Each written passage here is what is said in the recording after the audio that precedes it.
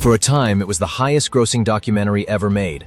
A film that didn't just report the news, it became the news. It won one of the most prestigious awards in international cinema. And the Oscar goes to Bowling for Columbine, Michael Donovan! And was simultaneously denounced by its political enemies. It was a cinematic Molotov cocktail thrown right into the middle of a wartime presidential election. This is the story of Fahrenheit 9/11, and how its explosive attack on a sitting president and the Iraq War arguably changed American politics forever.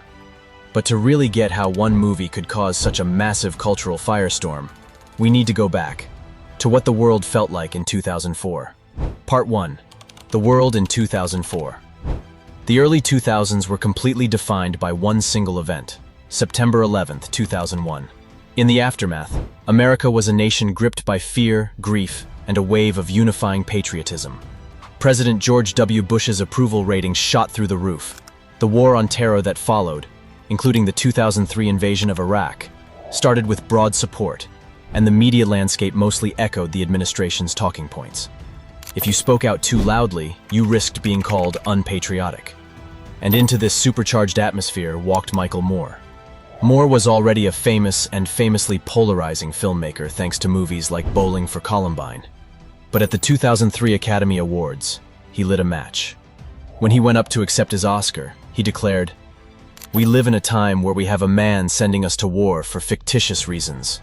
Shame on you, Mr. Bush. Shame on you."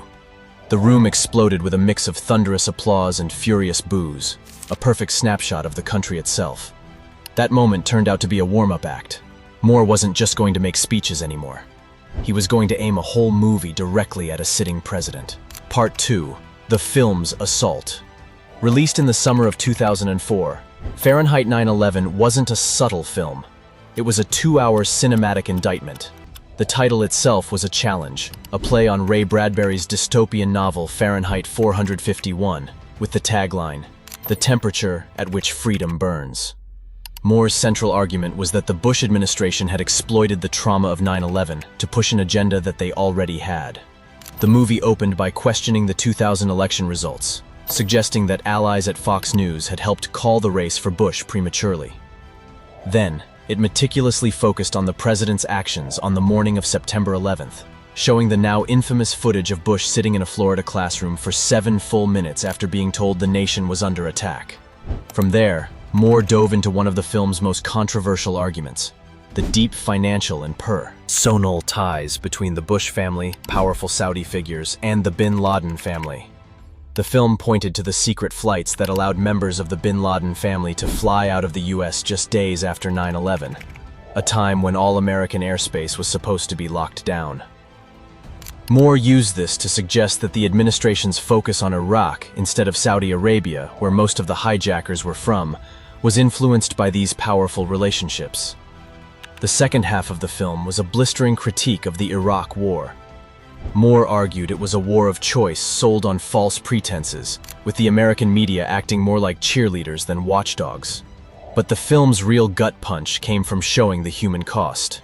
Moore went to his hometown of Flint, Michigan, to show how military recruiters targeted young people in economically depressed areas. Checkpoints. He followed Lila Lipscomb, a patriotic Flint mother who started out supporting the war, and documented her journey into grief and anger after her son was killed in Iraq. Her anguished cries outside the White House became one of the film's most haunting and unforgettable scenes, giving a powerful voice to people who felt their sacrifice was being completely ignored. Part 3. The Firestorm. Even before it hit theaters, Fahrenheit 9/11 was surrounded by controversy. In a move that was basically unheard of, the Walt Disney Company, which owned the original distributor Miramax, flat out refused to release it. The story goes that Disney CEO Michael Eisner was worried it would threaten tax breaks for Disney's properties in Florida, where the president's brother, Jeb Bush, was the governor. The decision sparked cries of corporate censorship, and more cleverly made the fight to get the film released a part of the story itself.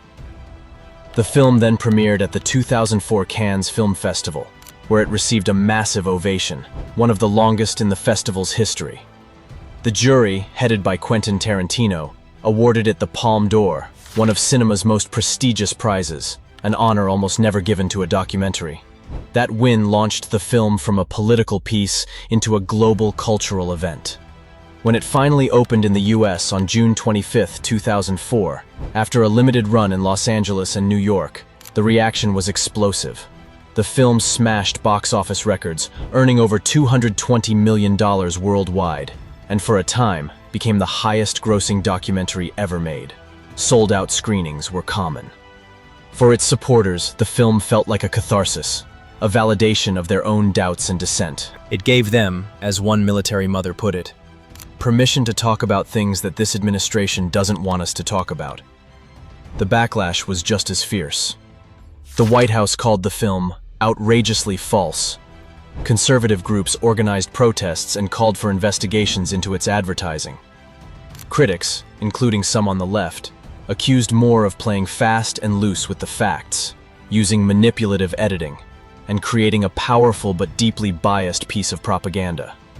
The movie wasn't just part of the debate, it was the debate, fueling endless hours of cable news and talk radio, and carving even deeper divides in the country.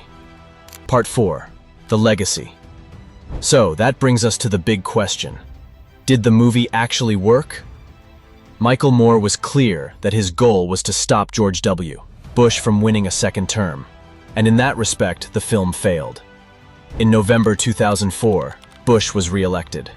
The movie had energized the Democratic base, but it probably didn't do much to sway undecided voters. But looking only at that short-term goal misses the film's much bigger legacy. Fahrenheit 9/11 completely changed the game for documentaries. It proved that a political doc could be a blockbuster cultural event and a huge commercial success. More than that, the film works as a time capsule of a critical moment in American history, and its themes feel almost prophetic now. The questions it raised, about government secrecy, the role of a partisan media in shaping what we believe, and the deep, angry divisions in American society, feel even more relevant today. The film captured the exact moment the post-9/11 sense of unity finally shattered, kicking off the era of political polarization we're all living in now. In the end, Fahrenheit 9/11 wasn't just about George W. Bush or the Iraq War. It was about the power of storytelling itself, about who gets to tell a nation's story, and what happens when that official story gets challenged. It showed that a camera could be just as powerful as a political campaign, able to rally millions and force a conversation. It remains a landmark, not just in film history, but in political history. A raw, controversial, and unforgettable story of a time when one film dared to divide a nation to try and change it. What do you remember about Fahrenheit 9/11? Did you see it in theaters? Do you think it still matters today? Share your thoughts in the comments below. And if you're interested in more deep dives into the films and events that shaped our world, be sure to subscribe and hit the notification bell. Thanks for watching.